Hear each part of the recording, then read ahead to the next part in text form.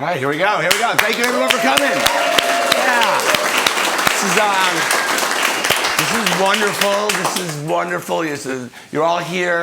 No one has any idea what this show is about. So why don't we just start off with a little roadmap of where we're going to go in the show, so there are no surprises. Because, we don't come to theater for surprises. That's why you're here. You want to know exactly where we're going. So I'm going to, in this show, I'm just going to tell you 3 stories. That's it. 3 straightforward stories. No bells and whistles. Nothing crazy, right? They all happen on the same weekend. A very social weekend, not by today's standards, but by the standards of the pandemic, when we were not being social at all. So that's where we're going. That's the map. And what we're hoping for in the show is, I think, what everybody is hoping for, particularly when they're doing solo shows, and that is that you like me. That's it. That's why we make art. And I'm hoping I'm going to like you. You know, this is 2 ways. We're judging each other right now in real time. So you should know that when I come out to do a show, I don't really think of it as a show. I think of it more as we are on a first date right now. But better than a first date, because we know exactly when this date is going to end. So great, right? Nothing awkward. I'm a guy. I should just make that clear. And I only mention that just because I think it'll help you buy into the idea that indeed we are on a first date. Because just like most first dates with guys, in this show, I'm going to be doing all the talking. There you go. So I'm not going to ask you a single question about yourselves. I'm going to get you a word in edgewise. And I apologize. I'm aware that I'm doing, but I'm just excited to be here. So the words are just going to tumble out. And I hope you can forgive me for some mistakes that I'm going to make in our little date together. I'm going to bring up politics at some point. Just a little bit, not a lot, just a little tiny. I am going to mention Donald Trump. I was going to say you shouldn't do that because you don't know the other person's political leanings, but apparently now I do. And but I have to mention, because that's where the story is going to go, you know. And if I don't mention them, you'll be aware there's something missing in the story. And the reason it goes there is because the story takes place in Montauk, New York, right here. And really, the only thing you need to know about Montauk is that they sell T-shirts. That's it. And then it's situated on the very eastern tip of Long Island, New York. And left to its own devices, it will be a rural fishing/beach community with typical rural conservative values. But 100 miles away on the exact same landmass of Long Island is New York City, where I always lived, Brooklyn, right? And all the New Yorkers, they like to go out to Montauk with their rich liberal values. And so Montauk sort of becomes a little microcosm of America itself, divided between conservative and liberal, which is to say that sometimes politics comes up even when you don't want it to, just like in this show. And the whole reason that I'm even in Montauk is that my godmother's got a little tiny cottage out there, and way back at the beginning of the pandemic, back when we didn't know it was the beginning of the pandemic, back when we thought it just was the pandemic, my godmother was like, why don't you go on out to my little cottage until this whole thing blows over? Yeah. And just like everything about us in this room, we all thought that meant 2 weeks-ish. But 15 months later, I am still there, and my godmother rightfully wants her house back so she can enjoy it. And I'm anxious because I don't feel like I'm really engaged socially at all with Montauk. I didn't know anybody when I got here, and now I'm about to leave, and I still do not know anybody at all. And the reasons are obvious. You know, it's because of social distancing. It's because of quarantine. It's because of masks. It's because I've grown this huge pandemic beard, which is really just a friend prophylactic, you know? Keeps me from contracting friends. And this thing looks terrible. It's just big and it's gray. 15 months I walk by a mirror and my house, never once did I think, that looks all right. Never once. It's so wiry and coarse, you could take a block of Parmesan cheese and use my beard to grate it over your pasta. And it always looked about as hygienic too. And I knew it was not a good good looked for me, particularly when I was in the supermarket once. And I say once, as if there's anywhere else I ever went for the entire pandemic.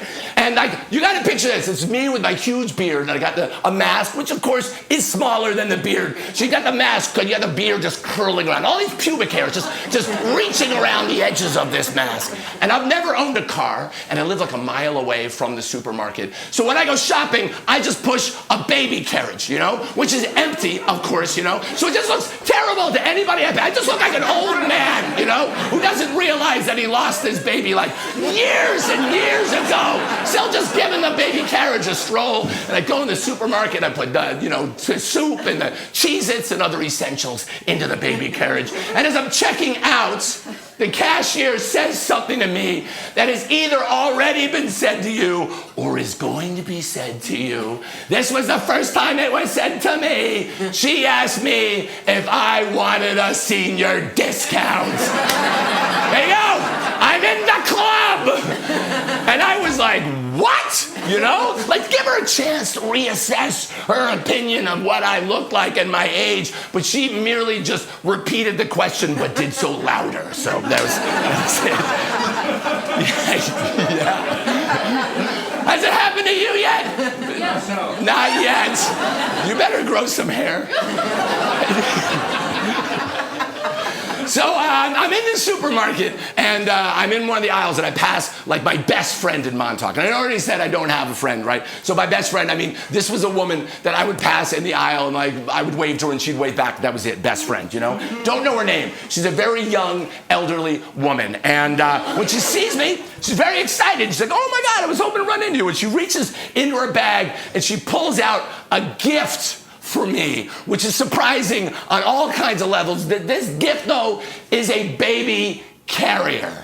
And like, normally, what do you say when you get a gift? You're like, oh my God, that's exactly what I need. Or you're like, how did you know? But like, I'm standing right next to my wife, Vanessa. And should you mention on a first date that you have a wife? Or is that exactly when you mention it? And the thing is, at that moment, she is already wearing a baby carrier with a baby inside it. And like, we love our baby carrier, right? Comes from a factory where they make baby carriers. Instead of this one that this friend is giving to me, which is very obviously homemade. And like everyone always like sings about, oh, homemade, so good. But for me, homemade merely means poorly made. And this thing it's constructed out of wool, which is a really hot fabric for a baby carrier. And in between all the little strands of thread, there's all these nooks and crannies, which you'll never be able to clean. So if I put my baby inside of this over the next 2 years, this will become an archaeological record of every meal my baby will spit up for the next 2 years. But worse than this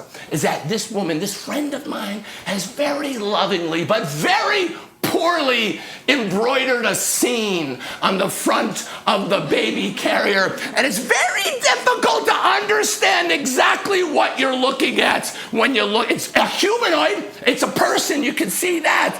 And it really looks very much like I'm sure it's not, but it really looks like it might be Donald Trump. There you go. I warned you. You could have left. It's like the thread is like orange for the skin. I'm sure it's not Donald. I'm sure it's just an elderly woman. Sometimes it's hard to tell the difference, And this figure, this Donald Trump-looking elderly woman, is kneeling very calmly next to an embroidered stream that's rolling in front of him, her, and floating in that stream is a baby that I'm sure she thinks looks alive. There you go. It does not to me, though. This baby's got no face. So you can't tell if it's floating up or it's floating down. So it's just a very psychotic scene that you're looking here of this Donald Trump-looking elderly woman just watching a baby drown and doing nothing to help the baby. And I'm holding it up here and I'm looking at my wife and I'm silently communicating with her. There's no way in a million years I can ever wear this baby carrier. And then her friend says, does it fit? So I put on the baby carrier. And we take the baby and we put it inside the baby carrier. And her friend is like, oh my God, it's perfect. And of course, we're like, oh, it's amazing, you know? And it's great. We're swept up in the excitement of friendship here. And maybe that's why all of a sudden the woman just gets an idea and she says, I would love to take the three of you to lunch right now. Do you have the time? And like, we've done nothing for 15 months. We got nothing but time. So we're like, yes, of course, let's go to lunch. So we follow her to a restaurant and we sit in the backyard and we're all socially distanced and we have that moment where we take off our masks, and you all remember that first restaurant you went to, right? You take off your mask and you feel excited and dangerous, you know? But the kind of danger we all like, which is to say not very dangerous at all, you know? It's kind of like the danger of like the first day of spring when you go outside without a coat and someone says, don't you know it might get chilly? And you're like, don't you know I'm loco, you know? And she's asking, she's like, are you still enjoying Montauk despite the pandemic? And we're like, yes. And Vanessa's like, oh yeah, Martin tonight, he's going to a bar. And this woman's like, oh, I'm glad that, you've met people and you're having fun. Vanessa does not say, I'm going by myself, because I have no friends. But I've been like, I want to at least go to a bar before we leave Montauk and return to the big world. Vanessa's like, he's also tomorrow going to a party. And she's like, oh, great, then you're doing just fine. Does not tell her that like I'm going to a party in a neighbor's backyard. It'll be socially distanced. It'll be just in the afternoon. I won't know anybody there. But whatever, man. It's all like wonderful and exciting. And you can feel friendship just blossoming here and happening all around all the other tables too. Which is why when the waitress comes to take our order, I just throw caution to the wind. And I order the New England clam chowder. And I should ask, is there anyone else in this room that has a problem with cream? Because I do. But I thought maybe my body would have forgotten, It had been since before the pandemic, and my taste buds love cream, and there is no dish creamier than the New England clam chowder. It's like my body is so sensitive to it that within minutes of eating it, my body's like, we've got to get the cream out right now. And then it does. But I'm going to let you hear the little secret. What comes out of me does not look like cream. I don't know what game my body's playing with me. And look, I know you didn't all come here today to hear about my dairy intolerance. I understand that, But that's where this story is going to go. I'm not bringing this all up for nothing. So we're going to use a euphemism going forward that we use in my family, my wife and myself. And I tell you, it makes going to the bathroom a fun, funny affair. I invite you to use this euphemism going forward. It makes it all okay. But when we have to go to the bathroom, we just say, we're going off to celebrate Christmas. That's it. That's it. And then it's good, Someone gets up, you're like, where are you going? You're like, I'm going to deck the halls, Do it with boughs of holly. So they leave, Vanessa's going to walk our friend home. I go with baby inside new baby carrier to bring her to our cottage so she can take a nap. And of course, minutes after leaving each other, I'm feeling that little Christmas stocking inside my bowels just filling with presents. All of a sudden, you have that moment where you're like, I can make it home. I can, like the math, the calculations, All of a sudden, you're a wizard at time and distance and doing divisions. And then you're like, no, in fact, I'm not going to make it home. It's that same feeling you have when like on the first day of November and you go into a supermarket and you hear a Christmas carol and you get that chill and you're like, not yet. I'm not yet ready for Christmas. And you got to admit, it's coming early. So I go into a different restaurant. I go into one, can you use a bathroom? This woman's like, yeah, sure, right down the hallway. I go and there's two bathrooms there, and they're gender-neutral bathrooms. And then I choose one, I go inside of it. There's a woman inside the bathroom washing her hands at the sink. And I'm something like, was this a gender-neutral bathroom? Or am I a man in a woman's bathroom right now? And even if it is a gender-neutral bathroom, does she know that it's a gender-neutral bathroom? Does she think I'm a man who's come into a woman's bathroom? And of course, I'm looking at the bathroom stall, and my body is like excited. It's like Christmas Eve, and my body's like, let's start opening presents now! And I go like, no, chill out. We got to wait till Christmas morning. Because I know there's nothing more offensive than being a man walking into a possibly all-women's bathroom, going into the stall, and very loudly celebrating the holidays. So I just go next next to her at the sink, and I'm just washing my hands, next to her. And I realize I'm no longer covering the scene on the front of the baby carrier. And I'm like, ooh, and then we match eyes, in the mirror. And so right away, I just feel compelled to tell her, oh, it's a gift. And she's like, what? And I'm like, this. And she's like, and then she leaves. And then I'm just racked with uncertainty. Like, did she know that I was talking about the baby carrier? Or did she think I'm a man walking into a possibly all-women's bathroom with a news flash to a woman? Don't you know children are a gift? But in no time to think about it. No one's here. The stall is there. I go inside. I shut the door and immediately start disassembling when all of a sudden I'm confronted with the conundrum of what to do with the baby. And I'm looking around and I'm like, what? And so you know what I do? You know what I do with the baby? Take it out the door. Ah, yes! On the door! You've done this yourself! Like, who here thought those hooks on the back of the door of the stall were for coats? They're for babies! And so, very gingerly, this is a high-risk situation, because that little woolen, loop on the back, this has not been factory tested at all. And I know the surest way to have my wife lose faith in me is just to bring her child into a possibly all-women's bathroom and just have her shatter on the floor of the bathroom. So I just loop her onto that hook, and then I just let go, very gently, let go, and then she just starts sinking into that baby carrier. That baby carrier just starts riding higher and higher on her, and you can see the look in her eyes. She's like, how deep am I going into this thing? And I'm like, I don't know. This thing looks bottomless, And I don't know if she can see the scene on the front of the baby carrier of the baby drowning, but she's looking at me like, oh my God, it was a warning. And she's going all the way down, and she just stops right at her eyes.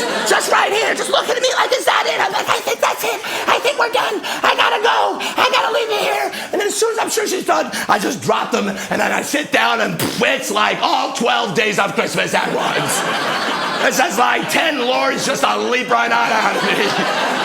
It's like Santa Claus coming down the chimney, losing his grip, hitting the bottom of the fireplace, and his bag of presents just exploding all over the living room. Just rocking horses and toy trains. And I feel weird, because I have been celebrating Christmas for over 50 years by myself.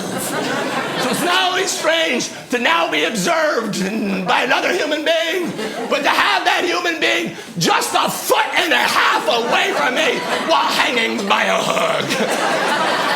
Just watching me.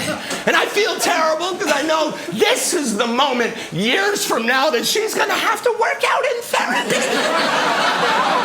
And they'll never get to the bottom of it. They won't know that she just watched her father too intensely celebrate the holidays. And of course, this porcelain megaphone that I'm sitting on, it's just, the Christmas bells are ringing loudly. They're just ringing out. And every time they do, my child just gets startled. She's like, it's just like this. And this is the real Christmas miracle moment part of the story. My child starts to laugh.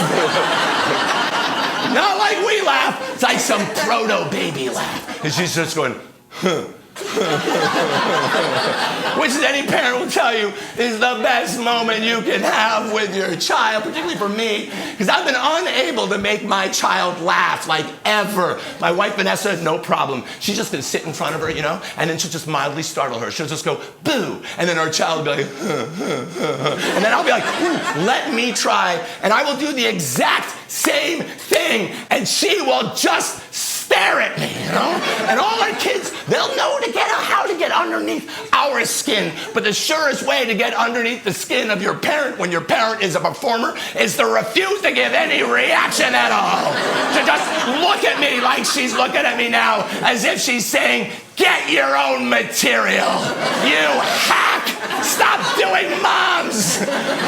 So it's why this is so beautiful, because I'm like, oh my God, we found our connection. We both enjoy Christmas humor. And so it's a wonderful moment of father and daughter celebrating the holidays together. But of of course, you gotta clean up. You gotta clean up. No one wants to clean up after the holidays. It's not fun, but you gotta take all the ornaments down. You gotta take the string of lights off. You gotta take a dust buster off. All the pineapple. I don't even know what these metaphors mean, but I hope you do, It's a process. That's all I'm trying to say here, And then I'm standing up in front of her. And I'm looking at her and the scariest part of any horror movie, right, is what you cannot see, And I'm investigating here, and just at the back of her neck, just where she's hanging, there's just like a little bit of Christmas just bubbling up, Like this thing is riding so high there, I was afraid there wasn't room to celebrate Christmas, and I was right, And so I just gingerly take her, man, and she has the consistency of a burrito filled with nothing but salsa, I'm gonna open up the ding door and I go outside, I bring down the little changing table and put it on there. In fact, I don't even know the order of operations here that I'm supposed to take. And I take her, and then I slide her out. And I do mean slide, it's no friction at all, And she's just glistening. She's just covered with tinsel. And I'm embarrassed anyone's gonna walk in, but of course people do, women, right? These two women walk in and they see me, and I shouldn't have been afraid because right away they look at each other this is the most adorable thing they've ever seen in their life. They look at each other why are our husbands so amazing? Oh, taking care of his daughter, and they're smiling and they're just cleaning up here, and eventually I get her clean, right? And then this is the hard part of the story to tell you, right? It's what to do with the baby carrier, right? Yeah, I didn't want the baby carrier. I didn't ask for this baby carrier. I feel a little strange with this image on the front wearing this baby carrier. I don't think I am ever gonna wear this baby carrier, And I look around, and I'm like, no one's gonna know. No, I'm never gonna stand on a stage in front of a room full of people and tell them what I did with this baby carrier. No one will know. And so I throw it away in the garbage. I take some paper towels, give it a proper burial, just right on there, nice, and then I just take my baby and I walk away. It never happened. I go back home, and then I wait for Vanessa to show up, and when she does, I'm like, oh my God, Vanessa, it was crazy, and I tell her the whole story, and I'm like, I'm not ready to go back out into the world, I need another 15 months. I don't think I understand how the rules are all, but I need to take a nap, if nothing else. She's like, no, calm down. Calm down. She's like, no, come on. You're going out tonight. No, I'm like, I can't. She's like, you're going out tonight. You're going to go to that bar. You're going by yourself. You're going to be fine. Take a breath here. And I'm like, okay, you're right. And so I do. I go out that night, I'm brave. I'm a brave man, And I go out that and I walk the mile into town and I go to a bar and I sit down. It's very exciting to get a draft beer, and I sit down, and the Yankees are on the TV. And I don't even really care that much about the Yankees. But you got to look in some direction. And, I'm a man, so good enough. Sports, and so I'll watch them, and then the game's over, and I'm done with my 2 beers, and they're done, and then I'm standing outside, and I'm like, wow, what a night, that was amazing, I loved it, ooh, it's so fun, and then it's I walk home, that's it, that's all I got in there, a mile walk home, or I could take an Uber. And the thing is here, I don't ever take Ubers, you understand? I know it's not a big deal. Everybody in the world takes Ubers, but not me, because I like to feel that I'm self-sufficient, you know what I mean? That I don't need that. I can get around by walking, by bicycle,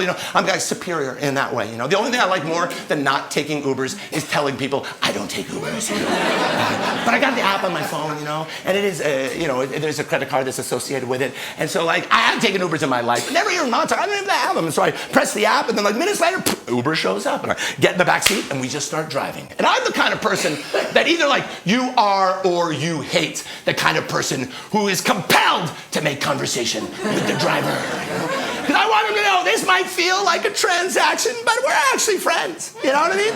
This is going to be a cultural moment that we might have. We're to learn something about each other. Humanity will be broadened. This whole idea that we're getting to know each other, we're all one. It's only a mile, but we're going to learn a lot here. And so I ask him the question that probably we all ask when we get into Ubers, if you're like me at all and feel you have to make conversation. I say to him, hey, how is your night going?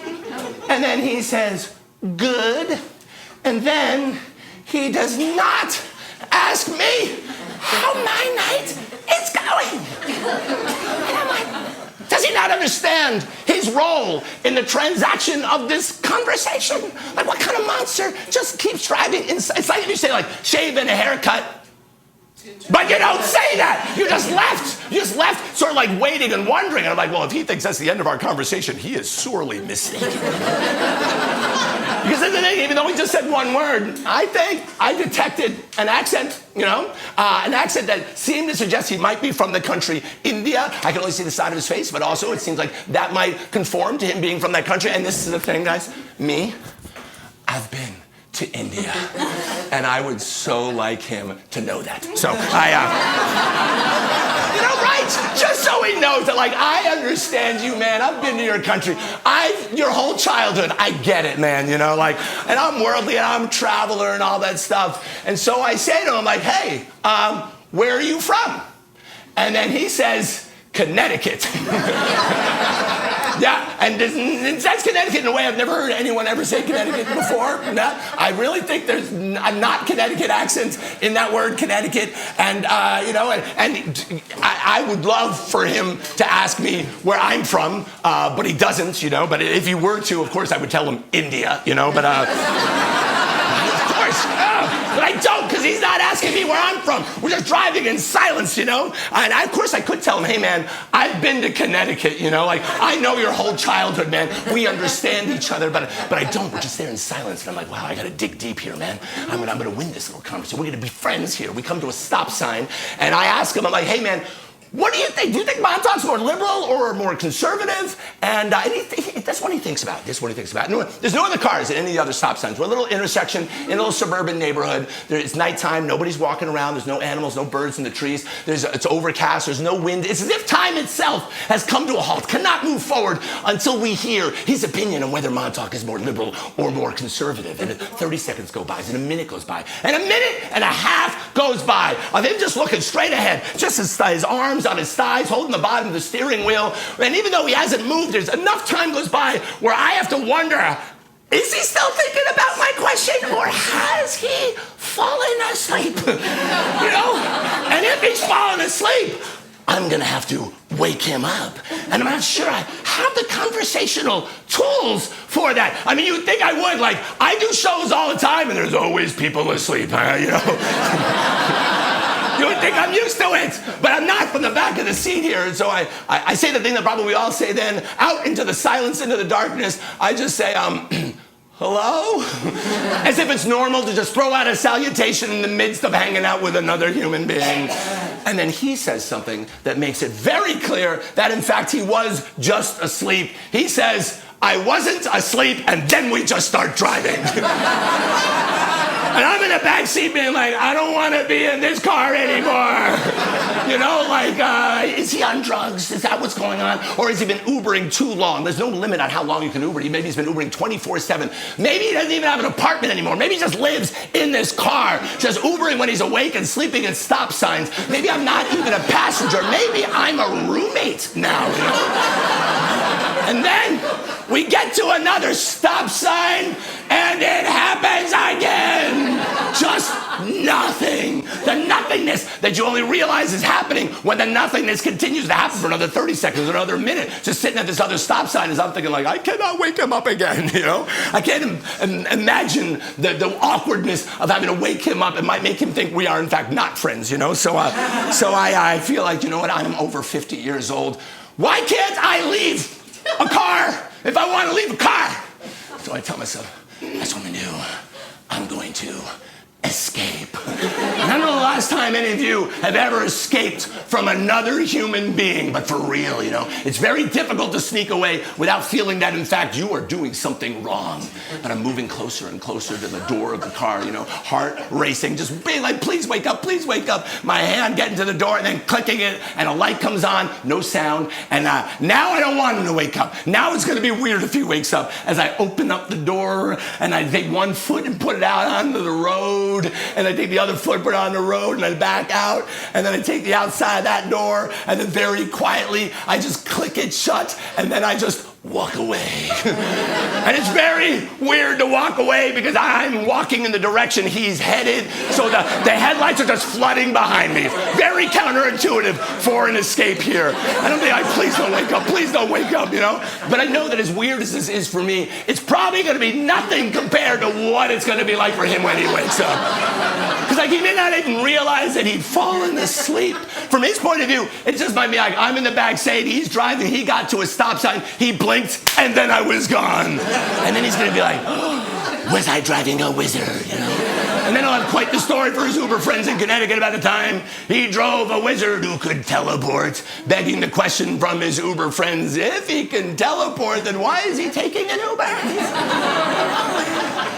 And I'm looking over my shoulder as I'm walking, every now and then, just to keep a track of him. And I look back at one point, and there's a pair of headlights now driving towards me, and I don't know if it's his car. I've lost track. Maybe a different car turned on the road. All I know is I cannot take the chance that it is his car. I can't bear the thought of him driving past me, slowing down, lowering the window, stopping, and be like, get back in the car. And I'll have to be like, no, I don't want to. And if I get back in, I'll be like, you're too sleepy.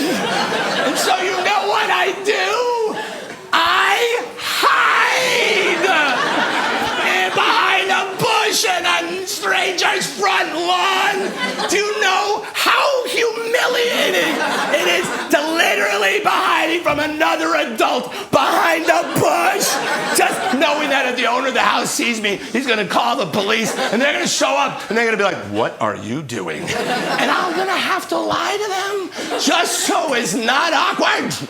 I'll be like, I just killed somebody. So that they feel comfortable, So they'll be like, okay, makes sense. Instead of the truth, I'm just being like, my Uber driver, he just was tired. It won't make sense. They'd be awkward and weird. So the car drives by. I don't even know who was my Uber driver. I can't tell, but I get up and I walk home. Vanessa's asleep, so I have to wait till the morning when she wakes up, and then I had to tell her about what happened. I'm like, yeah, I'm not ready, man. It's all different out there. I don't understand the social landscape.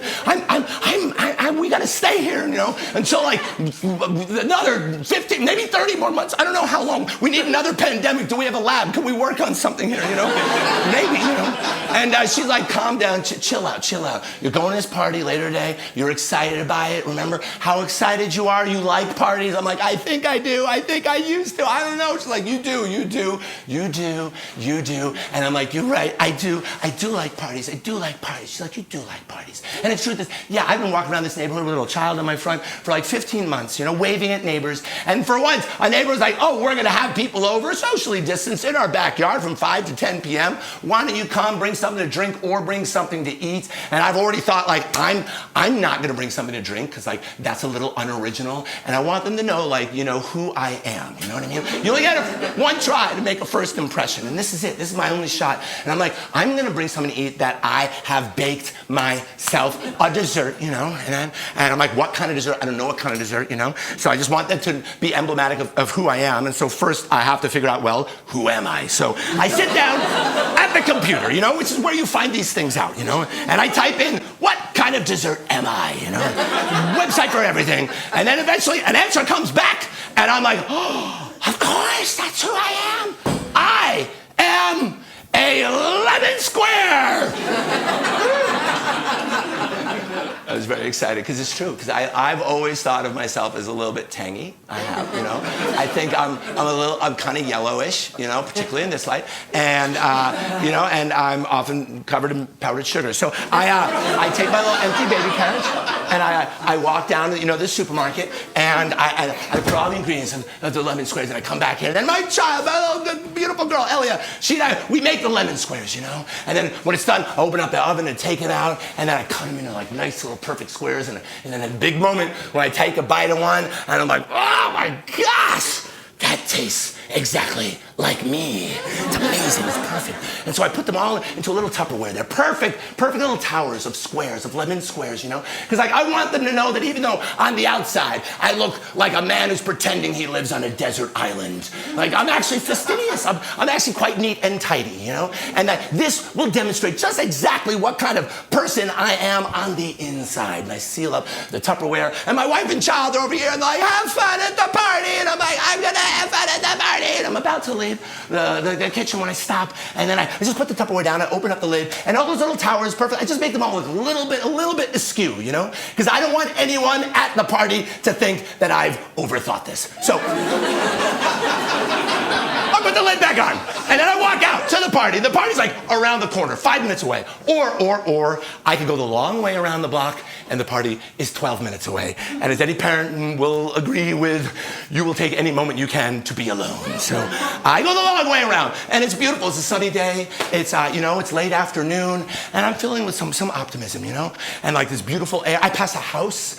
And I've been watching this house being built since the moment we got out here to Montauk. In fact, when we arrived here, like construction had stopped. It's become emblematic of the pandemic itself. There's been a dumpster in the front yard. There's been a backhoe. There's been blue tarps flapping in the sea breeze, trying to keep out the salt air from destroying all the investment, all the dreams of this house on the inside, whatever it should look like.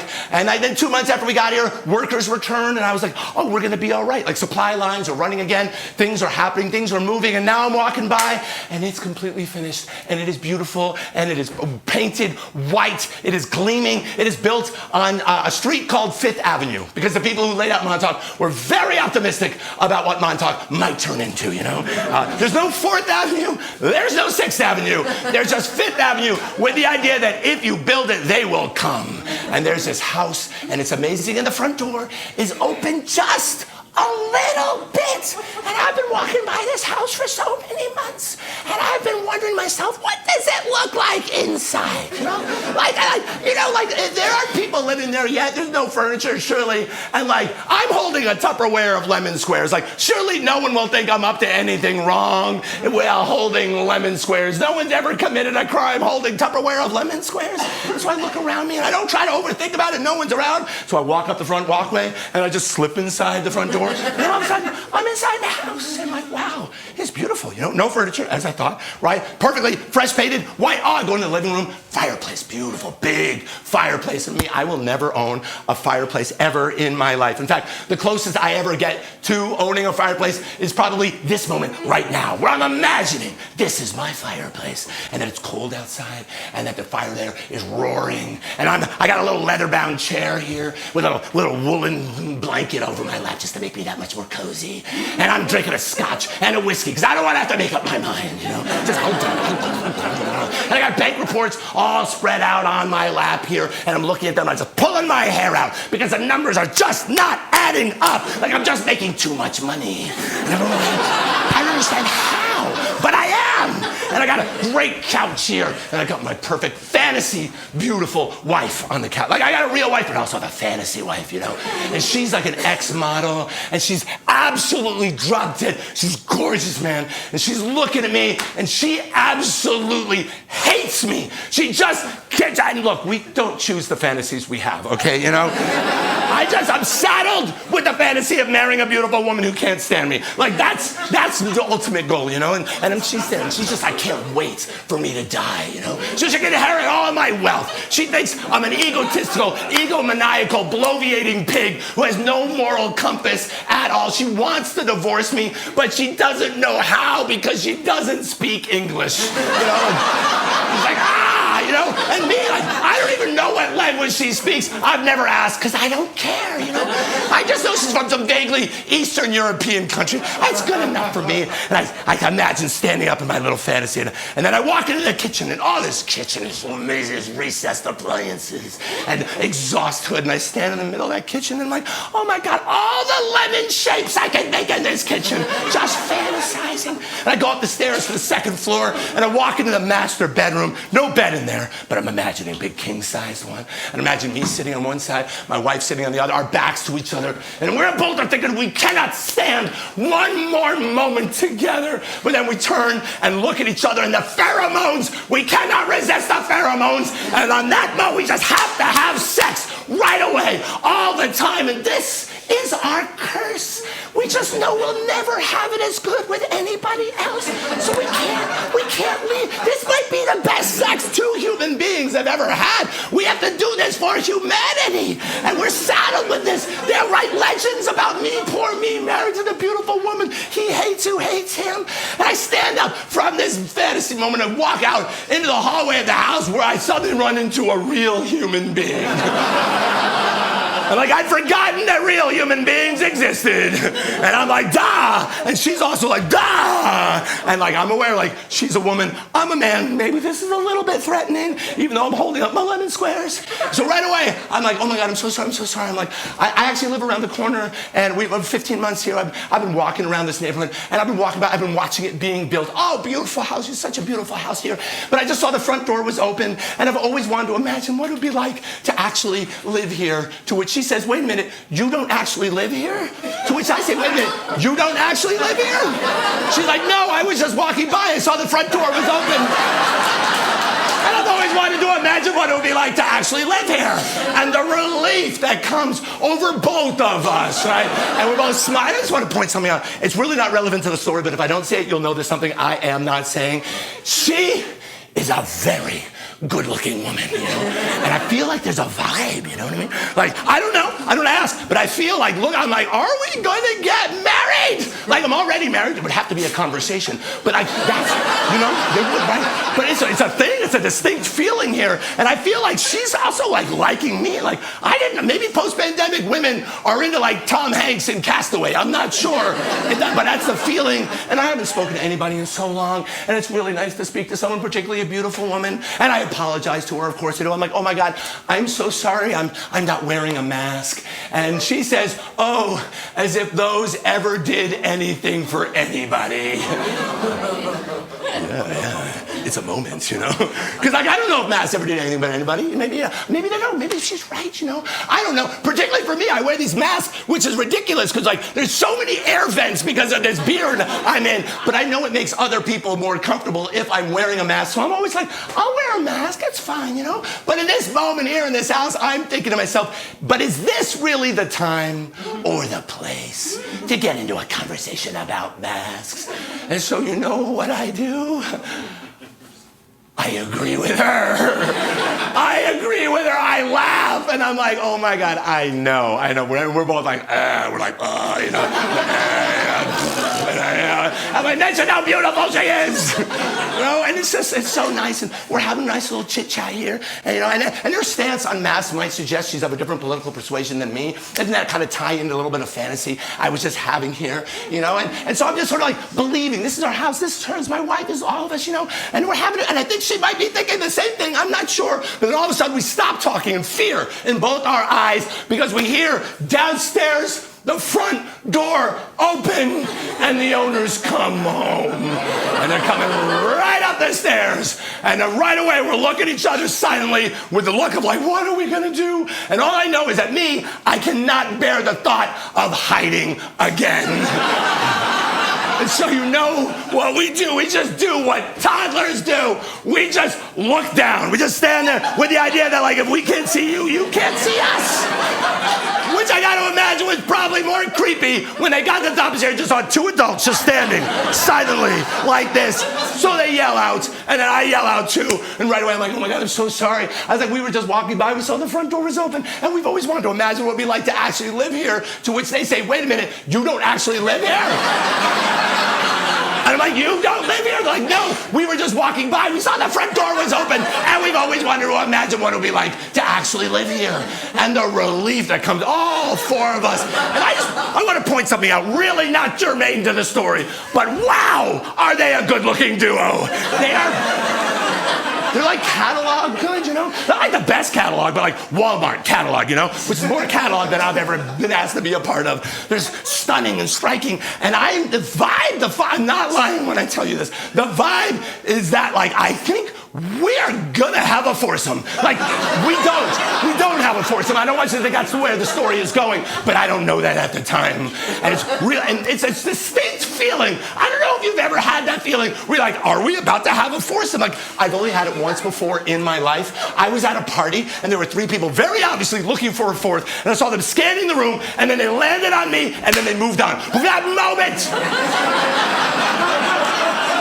This is what it feels like.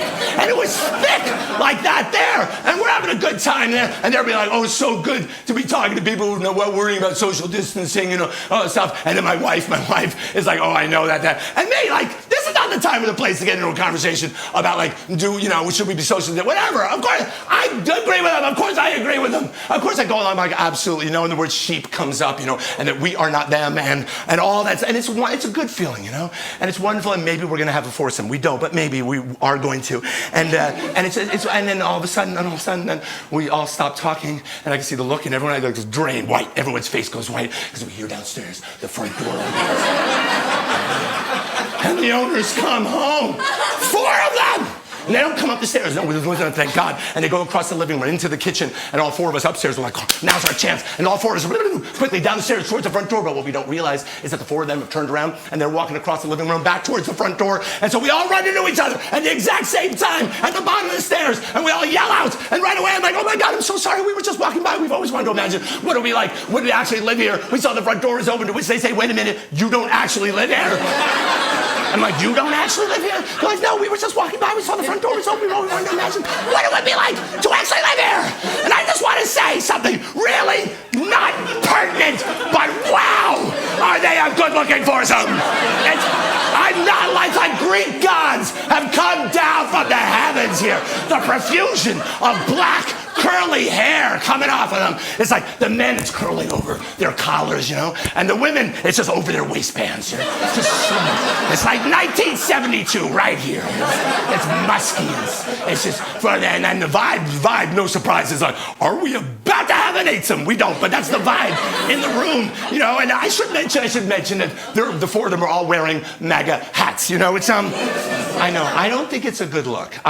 When I see somebody wearing a MAGA hat, really always the first thing I think is, that looks dumb, and I don't mean politically, I just mean aesthetically, it's like, I think the color is a bit garish, I think I'm not into the font, I don't know what make America great again means, what I mean, like, how far do you have to go back to when it was great, like, before civil rights, before women could vote, like, give me a year, that's all I want, but give me a year, I can get behind it, I don't know if they have room on the hat, but I'm just, honestly, no room there, but my wife, of course, is like, oh, do you have any extra hats? And of course, they do, they take them out, so they give them the hats around, and then when they get to me, they're like, would you like a hat? And I'm thinking like, this isn't really the time or the place to get into a conversation about the aesthetics of a MAGA hat. So of course, I say yes. I say, yeah, we might be having an eightsome. We don't, but we might be, I don't know, So I put on the MAGA hat, and we're all having a wonderful time, all of us right there, just really talking, and it's great, until all of a sudden, I see one of their faces go white, and we all follow his gaze out the front door to the window to the curb, where we see walking up the front walkway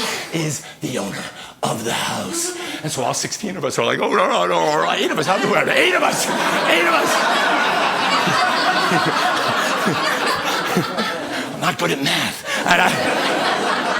We're like, wait, let's go away. So we go across the living room, we go across the kitchen. In the kitchen, there's a door. We're like, let's get out of here. There's stairs going down into the basement. And we get to the bottom of the stairs. We're on the other side of the basement. There are 8 other people already working there.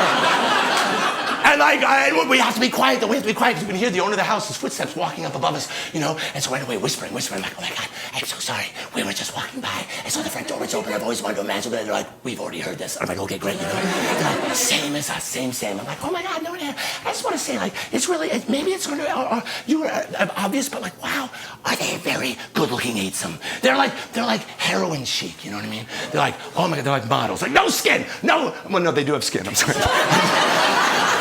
I'm going to say they're all skin and bones.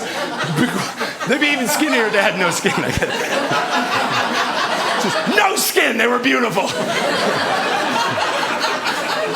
And because they got no body fat, they're trembling. It's cold down here, So they're all wrapped in little flags just for warmth, There's like a "Don't Tread on Me" flag, There's a "All Lives Matter" flag, There's this flag. I don't know if you've seen this flag. It's Rambo, Sylvester Stallone. He's holding a machine gun right now, but instead of Sylvester Stallone's face, it's Donald Trump's face superimposed there. Which I don't know why, if you were ever going to superimpose your face onto a bodybuilder's body, which I don't know why anybody would ever do that. I don't know if people have seen the image for my show. Okay. make it Arnold Schwarzenegger if you're gonna do it, you know. And if you can't go to the gym, just get good at Photoshop. So we go into there. They're like, come on in. So we huddle with them. We're all huddled together. All 16 of us. Now it's 16, and all 16 of us, you know. And it's warm up there, and we're listening to footsteps, and then we hear them go up to the second floor, and so we're all like, now's our opportunity. So all 16 of us up the stairs into the kitchen, and we're going across the living room. Like, come on, hurry up, going towards the front door. But we don't realize that the owner of the house, he's turned around. He's come back down the stairs, and so we all run into each other at the bottom of the stairs, right in front of the front door of the building, and we all yell out. And the owner, he says, oh my God, I'm so sorry. He says that I'm late. I assume you're all here for the open house. To which we say, we are. He says, follow me. So we follow him. He takes us in the living room, and we're standing in front of that fireplace. It's like, oh, it's so beautiful, you know. And he says to us, he's like, now I want you to try, if you can, to imagine what it might be like to actually live here. To which I say, well, that's all we've been doing. And then we walk into the kitchen. It's like, oh, those recessed appliances, the exhaust hood. We go upstairs to the second floor. We go out in that master bedroom, no bed there, but we're all imagining it. And like, it's gotten quiet now. It's gotten noticeably a little awkward, because you know what we're all thinking. Are we gonna have a 17-some? That's obviously what's going on here. And it's very exciting, because you know what? Nobody in the history, I think, correct me if I'm wrong, has ever had a 17-some. And the reason I know this is because I've looked in the dictionary, it only goes up to 16-some. Like, they never have needed the word until this moment, right now.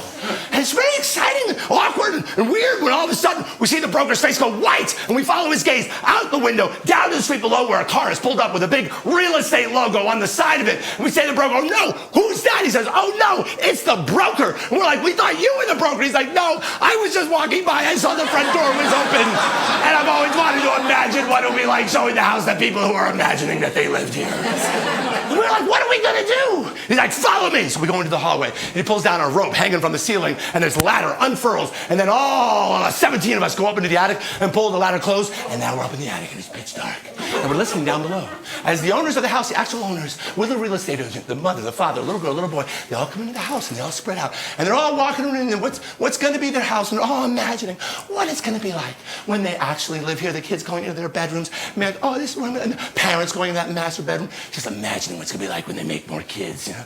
I'll just sort of like pretend playing at what their lives, and all of us up in the attic just listening below, you know, just sort of haunting the house, you know, which is what you do in an attic, you know. And all of us there, and I said it's dark, but my eyes are slowly adjusting until at some point I'm like, hey everybody, is it just me, or are there 17 other people on the other side of this attic? And there are. And I can't see them clearly, but it's safe to assume they are very good looking. And it's hot up here, right? You know, so it's sweaty, and so shirts are coming off, you know, just because it's hot. And then people are like, oh, my jeans are so warm, and so they're coming off, you know, and people are bumping into each other. It's like, oh, I'm so sorry, I didn't mean to run into you, but are we really sorry? Is it really by accident? And then it's not long before somebody's like, hey, guys, massage circle? So we do. Oh, 34 of us. Just in a circle, rubbing each other's shoulders, you know. Still haunting the house. Just listening. But why not be comfortable? You know, ghosts can be comfortable too. Just listening down below, massaging each other's shoulders, you know, and really getting into it, you know, get right into the armpits, right?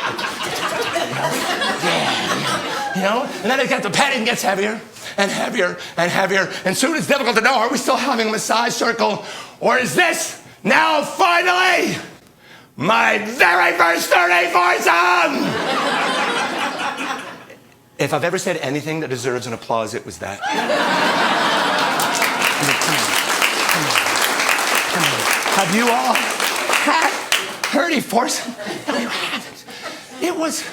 It was as good as you've always imagined a 34-some would be, which is incredible. You know, I don't want to make anybody here jealous. You know, I was just saying that if you were flying the wall and you were looking at it, I imagine we would have looked like a bird's nest. Instead of sticks and twigs, it was all human limbs. So all white. It'd be like looking at one of those magic eye posters from the 1990s, you know, where you stare at this pattern, you're like, I don't see it, and bam, pops out 3D orgy, you know. I'm going to tell you about one moment, just one little moment in the midst of it. I was in the middle of that pile of humanity. I had somebody's legs, one leg in between my leg, and I was just dry humping. I was just like jackhammering on that leg, which is all I want to do in a sexual situation. And usually you can't when you're with just one other person, because they always say, stop, you know.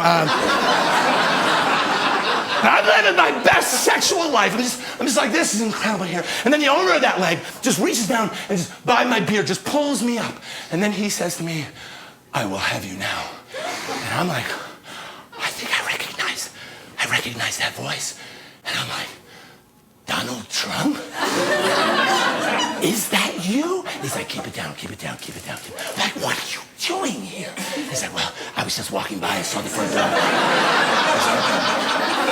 And you know me, I'm always looking for a way into any White House at all. So.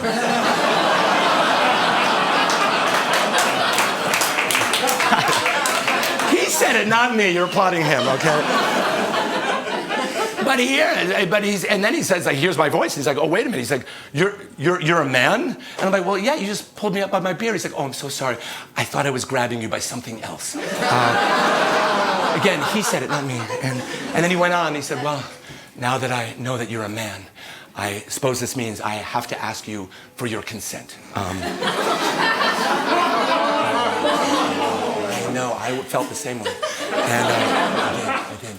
And he said, may I take you right here? And I was like, oh, Mr. President, I'm very flattered. I was like, but this is the thing, I'm straight. It's not really my jam. He's like, oh, come on, can you just close your eyes, pretend? I was like, I don't know if I can. He's like, oh, you can fantasize about something while this is happening. I'm like, I don't know. He's like, you don't have any fantasies at all? I'm like, I have one fantasy. He's like, well, what's your fantasy? I was like, well, I have this fantasy, that I'm married to this beautiful ex-model who's from some vaguely Eastern European country who just hates me, who thinks I'm a bloviating pig, who's got no moral compass at all, who's egotistical, egomaniacal, who just wants me to die so she can inherit my money. And he's like, oh my God, I have the exact same fantasy, but I'm living it.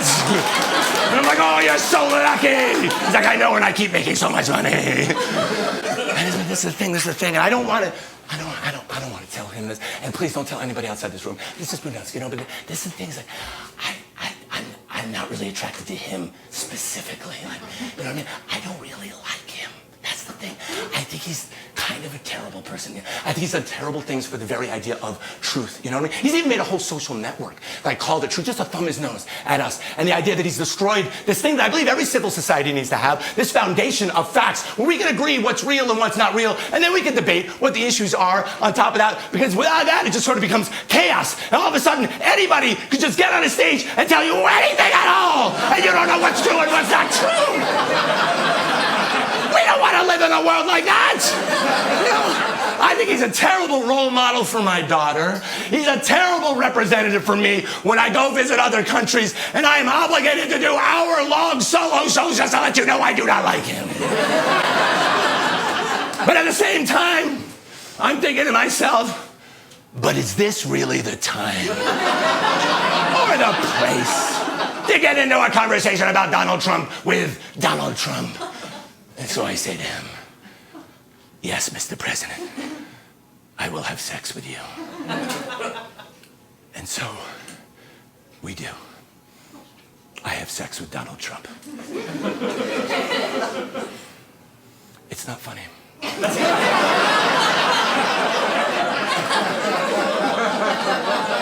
Wrong reaction. Now, for those of you that weren't laughing, which is everyone else, I'm sure you feel like, bound to say, we don't want to hear about it. Oh no. But I know that underneath, you do. So, do you want to hear how it was? You want to hear how it was? Anybody?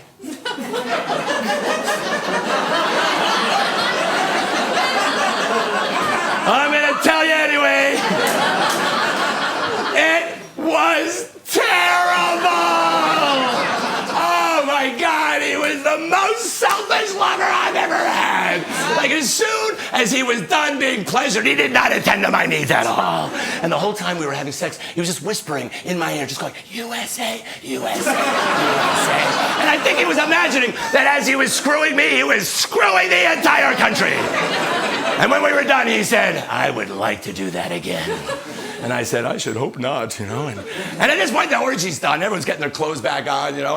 And like, there's a little hole in the attic. We can see down in the street where the family's walking back out to the real estate broker's car. And all of a sudden, there's a shotgun over my shoulder. And Donald Trump is holding it. And just blam, just out the hole, shoots the broker dead. And like the family runs off. And then all of us go down outstairs on the street. The broker's there. We're all standing around. And I'm like, what? Really? Really? It's true? Donald Trump really can shoot someone on Fifth Avenue and no one would do a thing?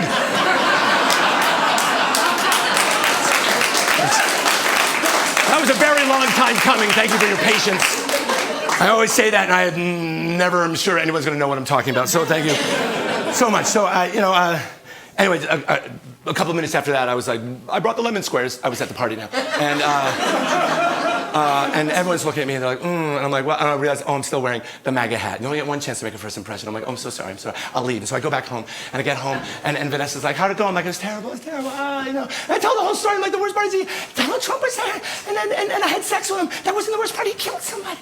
She's like, oh my God. She's like, this, people gotta know, because I think he's gonna run again for president in 2024, and this is gonna change everyone's opinion of him. I'm like, how do we get the word out? She's like, well, luckily there's a small bureau of the New York Times in the very center of the hamlet of Montauk. And so I go down to the very center of town, and I walk in, and there's a little woman right at a little tiny desk. And I'm like, I've got a scoop that you gotta print about, and it's gonna change everything. She's like, great, first just take a number. So I take a number. So I wait in that room. I go in this big airplane hangar-sized room where there's rows and rows and rows of seats, and everybody's sitting there with numbers, with little things that they've heard Donald Trump say or do that they believe is gonna finally turn the tide of people's opinion against them. But I'm looking, I'm like, how's anyone gonna keep any of this straight? How am I gonna get the word out about the rotten stink at his core? And all of a sudden, like, oh my God, I got it. And I leave that hangar and I go back to that restaurant and walk into that all gender neutral bathroom, walk up to the garbage that they have not changed, and I reach below those paper towels and I pull out the baby carrier when it's covered in pine needles and Donald Trump on the front of it. I'm like, this is how I will get people's opinion. And I quickly go back home. I'm like, Vanessa, pack up your car. We'll pack up your things. We're going to go right now. And she's like, well, how are we going to go? We don't have a car. I'm like, don't worry about it. Follow me. We walk 5 blocks away to where the Uber is still waiting at the stop sign. And we get in the back. I'm like, drive. And he's like, I wasn't drinking. And we start driving. And we've been on the road ever since, trying to get the word out so this man does not get back into the White House, even coming to countries where you cannot vote. Because you got friends just a little bit south of here. And you know, and then 2 weeks ago, like, I was prepared to vote for a corpse instead of him.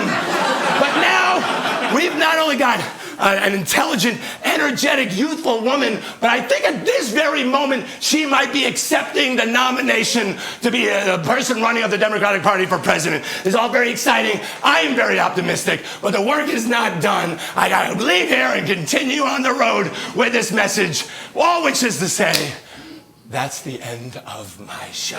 Thank you for coming very much. Thank you. Thank you, guys. Thank you so much.